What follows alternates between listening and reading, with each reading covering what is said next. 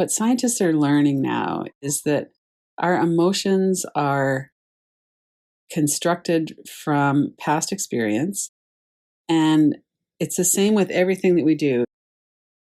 When we begin to practice it, we look around the room, we're looking at cues of safety. And we know that we have those cues of safety or danger because of our past experience. And that's just something that our brain does. And so we're looking at it particularly in relation to emotions. So before we get into it, just a reminder that there's a big group of us here, and I'm not here in person with anybody, so I can't tell if somebody's getting kind of dysregulated or if you're having too intense of an experience. Part of the mindfulness practice, the somatic mindfulness practice, is to keep very aware of what's happening in our body and to really notice what's going on in my breath.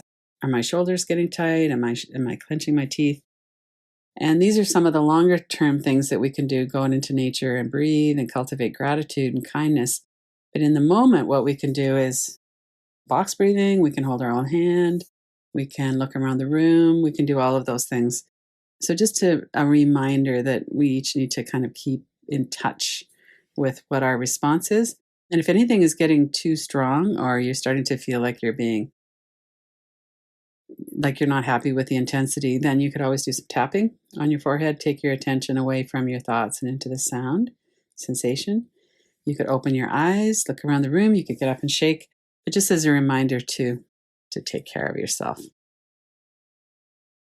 All right, so Lisa Feldman Barrett is a scientist, a psychologist and a neuroscientist. And she's written this book called How Emotions Are Made. And I actually listened to it, and then I ended up buying the Kindle as well because I really wanted to be able to kind of look at some of the research in more detail.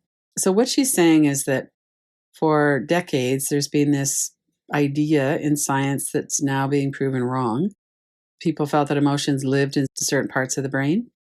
She also said that triune brain with, the amygdala and the hippocampus and all of that, some of that is being really proven to not be correct in terms of how it works.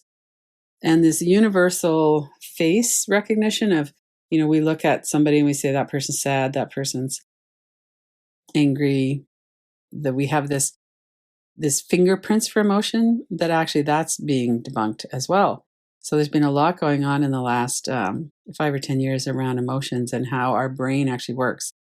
So one of the things that the new research like fMRIs and some of that can reveal is the nuances of how it works. So they're getting into from kind of the broad picture into a more nuanced point of view. And what they see now is that we construct our emotions. So she calls it an instance of emotion. So whether it's joy or anger or fear or sadness or whatever it is, there's this interplay of our brain, how our brain predicts, and our body, how it works in our body, and then our culture. So our culture meaning a broader culture, but also the culture of who it is that we have around us as we're growing up, our adults as we're growing up. So all the time, our brain just takes in information. So it uses everything that it has to make a guess about what's going to happen next. So if we know that in this room that we're in, that most likely we're going to be safe, then our brain isn't going to really worry about that too much because it uses its past experience. We use our eyes, we use everything that we have available to us, and we make these guesses. And so if we guess correctly, then we're already kind of launching into it. So if we have a smell of food, for instance, or if we're seeing the restaurant, our favorite restaurant, and we're starting to smell the food, our digestive system is already starting to create the digestive enzymes it's going to need to digest food. So this happens across the board with everything. And if our guess is wrong, then hopefully the brain will correct itself and learn to predict better next time. So all of this prediction and correction happens instantaneously, and it's outside of our awareness. So I think that's interesting because it's similar to neuroception. So Stephen Porges, a researcher who developed that term neuroception, is our perception of threat, and that it happens unconsciously. It's in our nervous system. We don't decide to feel safe or unsafe. That's a prediction that our brain is making. So when we think about baseball, when a pitcher hurls the ball, whoever it is that's at the bat, if we have no experience with that, we're not going to have a lot to draw on. But if it's a professional ball player, then they're going to have all of that hundreds and thousands of times that they've seen that ball coming towards them, they're going to have a pretty accurate prediction. And they're going to know most likely where that ball is going to go. That's the way everything works in our brain. So predicting and correcting is efficient. Otherwise, we wouldn't ever know what was going to happen. We would never know if we're safe. We would never know where that ball is going to go. And we basically wouldn't have any sports. But it applies in a lot of different areas as well. So the way that our brain does that is that it organizes the information into concepts and goals. So we have concepts about color, for instance. So when our brain is looking at a rainbow, it uses all of our concepts to group together these certain wavelengths and categorize them as the same color. So it downplays the difference between the colors on each side of it. And so it makes it look like it's strips of color in a rainbow. And so that's how it does it. It downplays the variations and kind of brings it all into something that makes sense to the mind so we can perceive objects, we can perceive all of these things and make sense of it. Because otherwise, we're just getting color and light into our brain and we don't know what that is. So the way the human brain is developed is to really rely on everything that's happened in the past.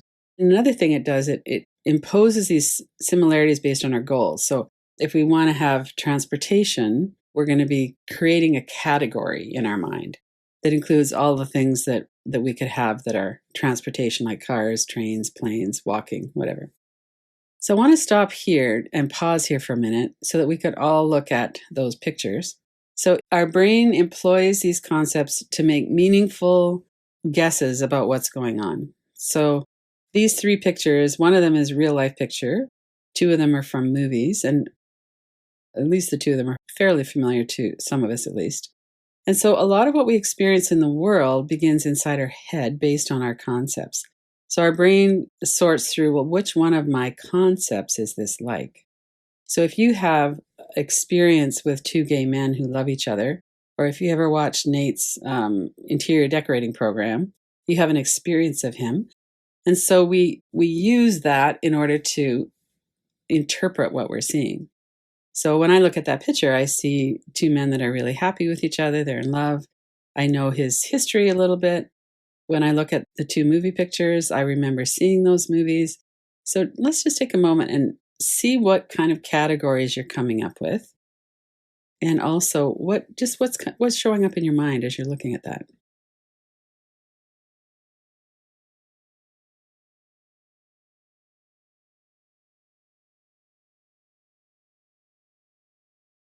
As you're looking at that and noticing what thoughts are coming up in your mind, notice what's happening in your body as well. What's happening in your body and your breath. So when we're looking at Whitney Houston and Kevin Costner in The Bodyguard, there's a feeling that she's being protected from danger. And that might create a whole stream of other associated thoughts in our own experience. And the same with Richard Gere and Julia Roberts. That was a very interesting movie, and a lot of stereotypes were being kind of addressed in that movie. And there might have been some things that we felt like we really learned from that movie, even though it was kind of a mainstream romantic movie. So the inquiry part here is just to notice as you're looking at them, what are the associated memories and the associated thoughts that are coming in as you're looking at them.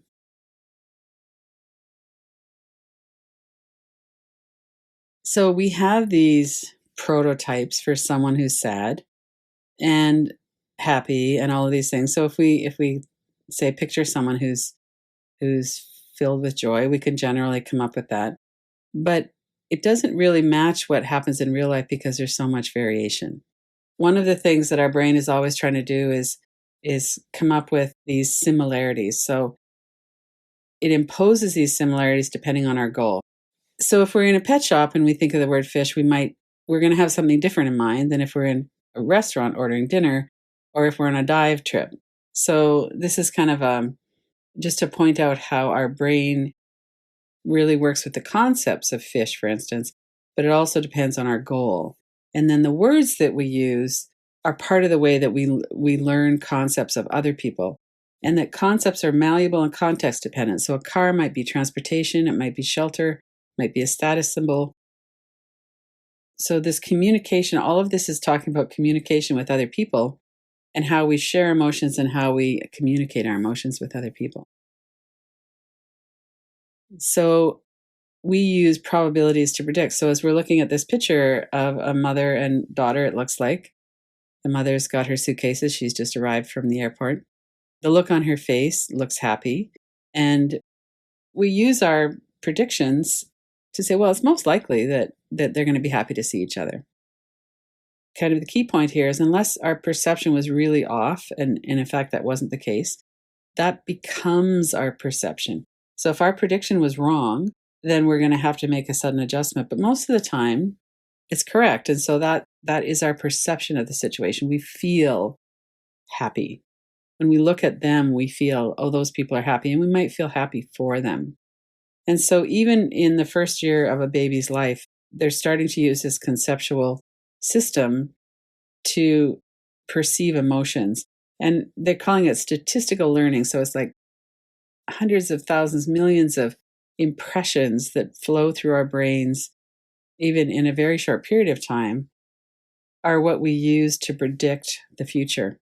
And that's really important when we're talking about healing trauma, because if most of our data that we're using to predict is based on not getting our needs met or being abandoned or abused, then we're not going to have that predictive outcome of connection. We're going to have a predictive outcome of being hurt. And that's something that we really need to be able to work with.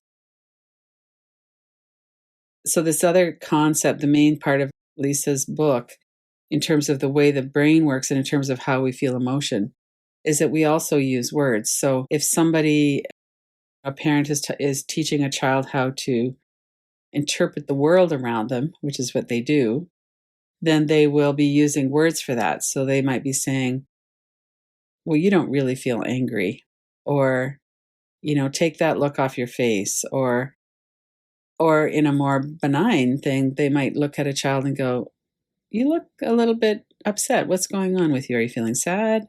Did something happen? So there's all of these things that we use words for, and that even babies start to really feel and can tell the difference between different kinds of experiences. So when Gabor Mate, for instance, talks about we need to attune emotionally to children for them to feel safe and connected, then that's what we're talking about here, is that even babies absorb this through words and through and body language and our energy as well. But this is one of the key ways that the human brain works, is that we associate, we use concepts, we form things into categories, we use words to connect that, and then we're able to communicate with each other. So the picture of this baby at the bottom left looks pretty happy. The pictures on the top with the still face experiment. So this was done in 1975 by Ed Tronick and some other people. So they had a mom and a baby, and the mom was playing with the baby in the first row of pictures. The baby's engaged and happy. And then they just had the woman, this mother, sit with a still face. So not anger, not anything else, just no emotion on the face. And you can look this up on YouTube if you want to watch the video of it. And the baby starts making bids for connection. When it doesn't get met, then it starts crying. It makes more bids for connection, and eventually it just kind of gives up and turns away and just kind of stops trying. So I wanted to pause here for a moment to see, for each of us, to just notice what came up for you as you're looking at that series of pictures. And as you're remembering and maybe making a prediction based on your later experience as a child, what's your sense of what your bids for attention, what was the result of you bidding for attention when you were a baby? Do you feel like you were met? Could you count on your parent or adult being attentive to you most of the time? Were they disengaged a lot? And not to blame the parents either, because there's lots of reasons why that happens. Just to sit with that for a moment. And what are the thoughts that are coming into your mind? What are you predicting it might have been like for you as a baby based on what you do remember from when you were a bit older?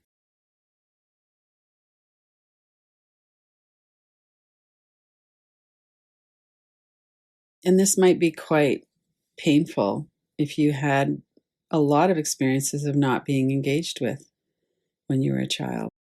So, this might be quite painful if you had a lot of experiences of being the still face or the abandonment or the turning away or anger or something else as well when you were a child.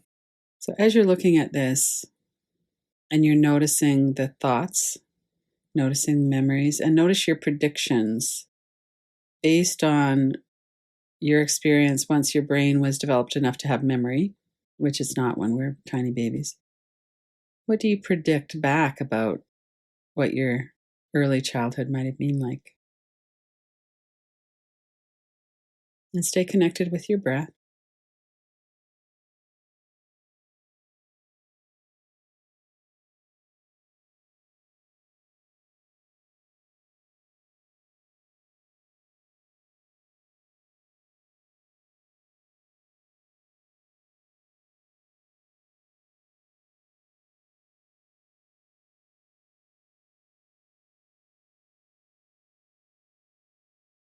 And then come back before we move to the next slide. Come back to looking at that smile on the mom's face up on one of the top pictures and how the baby was looking at her and was engaged. And maybe that didn't happen very much for you as a child, or maybe there was one person when you were a child that it did happen with, or maybe it's happened later in life. Maybe it's just the last few years, even. But we have all had experiences of being connected. And maybe it's when we look in the mirror sometimes we feel connected with ourselves. We're able to meet our eyes and look.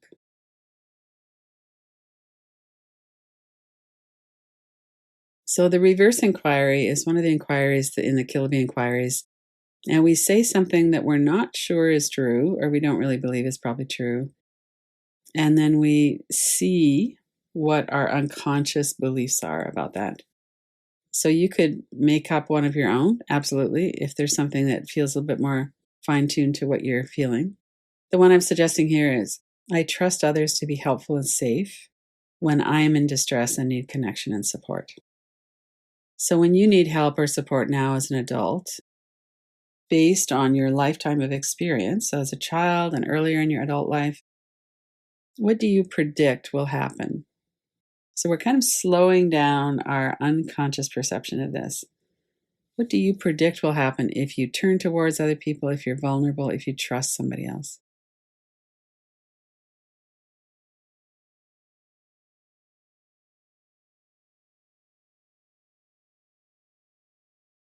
And we're going to stay with this for a while, 5, 6 minutes, 7 minutes, maybe. So enough time to kind of really settle into this. If you like to write things down, you could do that as well. So, what we're looking at is what are you using? What's the evidence, or what are you using to make the predictions? So, if you are thinking about going into a social situation on Zoom, or maybe you're going to get together with a couple of people outside, what are your predictions and what are you basing it on?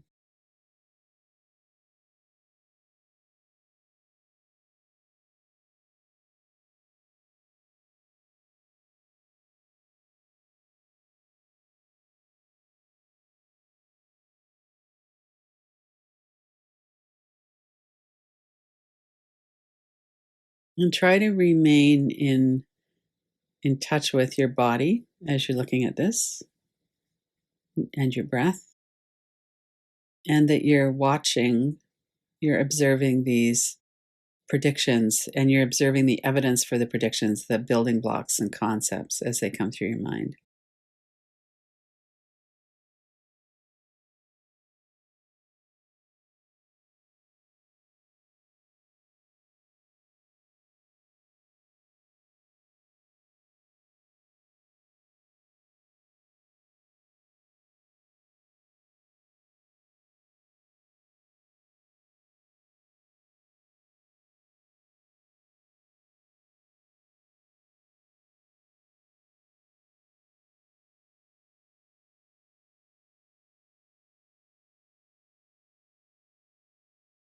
And you can always step back for a moment, touch back into your body, your breath.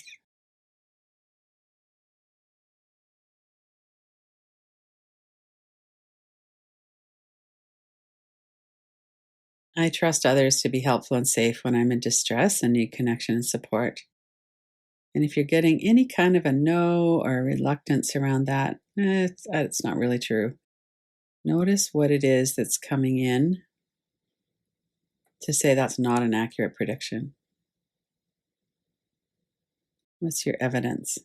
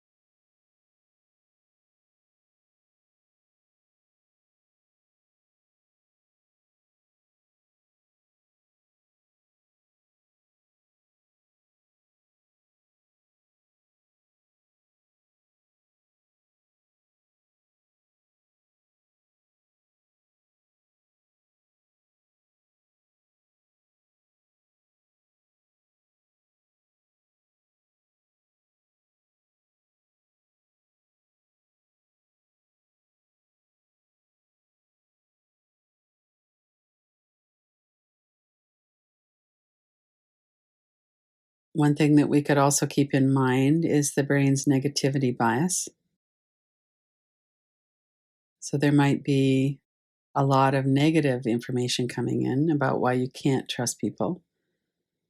So see if there are more positive things that you could also bring in. Are there, even if they're kind of minor, maybe somebody at work or at school, somebody in your family, when you do reach out, that you have a positive experience with them?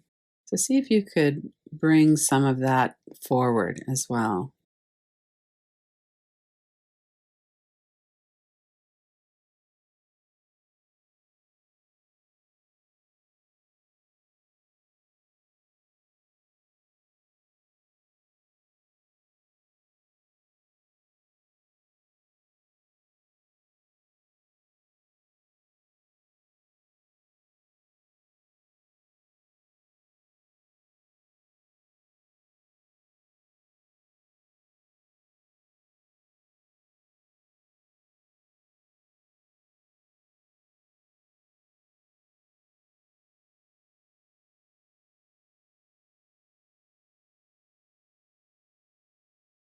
We're going to finish the inquiry and come back together in about another 2 minutes. Just seeing what's happening. Does your focusing on more positive outcomes change your prediction?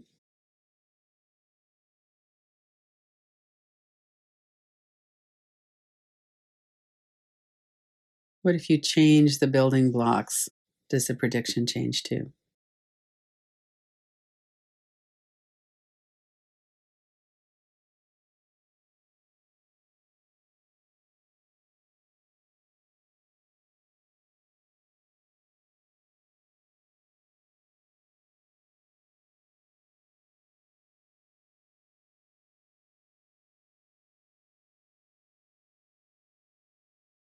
And then notice, what is your prediction about what's going to happen now? As we come back to the group, if you were to share something about your experience now, what do you predict would happen? What would that experience be like?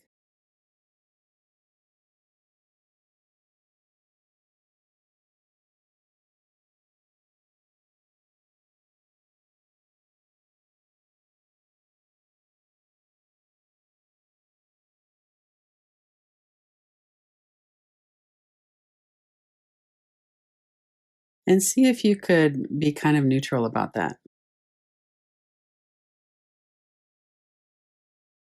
I'm truthfully very happy for people to be participating by listening and by speaking. There's no pressure at all on my side to have people talk. And if somebody does want to talk, I hope that you'll be able to do that. And also, very, very common when people talk in groups is that sometimes we'll have a vulnerability hangover, which is a term that Brene Brown uses. So later, when we think about it, or even on the spot, when as soon as we're finished talking, we get embarrassed, or we get red in the face, or we think, "Oh my gosh, why did I say that?" And so that might be part of your predictive experience and part of the building blocks of why you're predicting a certain outcome. And then how could you kind of just be aware of that? There's no right or wrong here. We don't have to do anything in particular.